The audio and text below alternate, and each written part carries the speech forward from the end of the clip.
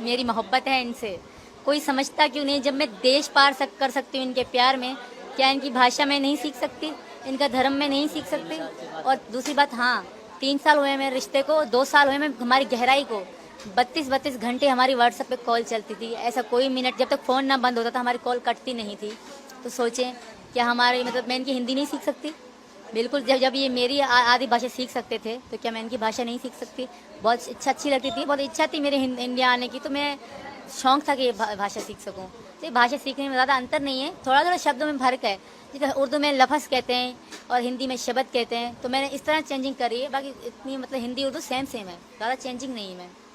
तो आपने प्यार के खातिर हिंदी तो सीख ली, हिंदुस्तानियों के दिल में भी आप उतर रही हैं, लेकिन सवाल दूसरे ये भी उठ रहे हैं क्योंकि आपका जो बैकग्राउंड है, एक तो वो पाकिस्तान का है, दूसरा आपके भाई को लेकर के कहा जा रहा है कि वो आईएसआई सेना में भी है। तो इस वजह से भी आप पर सवाल उठ रहे हैं। इसके बारे में आप कोई जवाब देना चाहेंगे, कुछ कहना चाहेंगी? लोग कह रहे हैं कि आप कहीं एजेंट तो नहीं है, उन्हें इस तरीके से भी डर सता रहा है। मेरे भाई कोई एसआई में नहीं है, वो छोटे से अभी फौज में 2022 में गए हैं, अभी वो पक्के कंफर्म ऑफिसर भी नहीं बने, बड़े ऑफिसर भी नहीं। उनकी 18,000 पाकिस्तानी सैलरी है। 2 गुना अगर 3 गुना कम किया जाए तो भारत के फिर बनेगी उनकी सैलरी। तो ये भारत के 8-9 हज़ार उनकी सैलरी है, कोई वो बड़े ऑफिसर नहीं है। उनसे मेरा कोई ताल्लुक नहीं है, मैं मोहब्बत में आई हूँ। मेरे बच्चे मेरी ज़िंदगी थे, उनको मैं लेकर आई, यही कारण है। और कोई भी माँ अपने बच्चों की अगर गलत काम करती होती तो मैं अपने बच्चे कभी ना ले आती। मैं पहले इनसे मिलने आई, मैं तभी चली जाती। ऐसा कुछ भी नहीं है मैम, मैं सिर्फ प्यार में आई हूँ, और एक दिन सारी दुनिया, सारा भारत, सारा पाकिस्तान मानेगा। प्यार की खातिर देश को भी छोड़ दिया, लेकिन अपनों को भी कहीं ना कहीं छोड़ा है। जो आपके पूर्व पति कह सकती हूँ मैं, गुलाम हैदर, जो लगातार ये कह रहे हैं कि सीमा वापस आ जाए, बच्चे वापस आ जाए, उनसे क्या कहेंगी? उनको छोड़ने का मुझे कोई दुख नहीं है, क्योंकि उन्होंने कभी इतना प्यार नहीं दिया। बहनों को छोड़ने का दुख ज़रूर है। बहनें बहनें होती हैं, मुझे अपनी बहनें बहुत प्यारी हैं, छोटी बड़ी दोनों। और मेरी बहन को पता नहीं लड़का हुआ है कि लड़की, क्योंकि 9वां महीना वो प्रेग्नेंट थी। मैं उसके बच्ची के कपड़े तो उसको लेकर दे आई, पर वो अपनी भांजी देख ना आई। मेरी बेटियों को बहुत प्यार करती थी मेरी बहनें। तो बहनें बहनें होती हैं, उनकी याद आती रहेगी सारी ज़िंदगी। बहनों को कभी नहीं भूल सकती। बाकी पति फति की मुझे याद नहीं आती, क्योंकि मैं उनसे तंग थी, वो बहुत बुरे इंसान थे। अब अच्छा बनने का ढोंग कर रहे हैं। मैं ठीक है सीमा, और ये भी हम आपसे जानना चाहते हैं, आपने कौन सी क्लास तक पढ़ाई की और आप कौन कौन सी भाषा और बोल सकती हैं?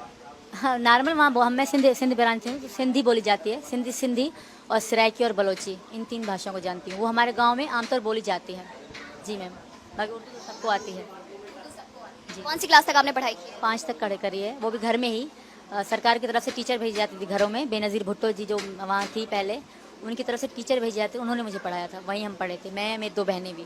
ठीक है सीमा, ये भी समझना चाहते हैं कि आपके जो पासपोर्ट है उसको लेकर के कहीं ना कहीं कहा जा रहा है कि आपके पास कई देशों के पासपोर्ट है, क्या ऐसा भी है? और साथ ही ये भी कि आपके जो डॉक्यूमेंट्स है उसमें उम्र कुछ और है और आप अपनी असली उम्र कुछ और बताती है, ये वेरिएशन क्यों आता है? ये पाकिस्तान में आमतौर पे चलता है। जो 30 साल की है वो खुद को 22 साल की बताती है, और आधार कार्ड, क्योंकि आईडी कार्ड ही देखी जाती है, उसी पे एज का अंदाज़ा लगा जाता है। तो इसी कारण मेरे पापा ने मेरा बर्थ सर्टिफिकेट कम एज वाला बनवाया था। मैंने यहाँ के जो कानून वाले जो भी थे उनको दोनों एज बताई थी। सर, मेरे कागजों में ये लिखी गई है, पर रियल में मैं 27 साल की हूँ। और मेरे पास किसी देश का कोई पासपोर्ट नहीं। मेरे पास 5 पासपोर्ट हैं, 4 बच्चों का, एक मेरा, वो पाकिस्तानी पासपोर्ट है। मेरे पासपोर्ट में 2 वीज़े हैं, और उनमें बच्चों के में एक वीज़ा है। जी सर, धन्यवाद मैम। ठीक है।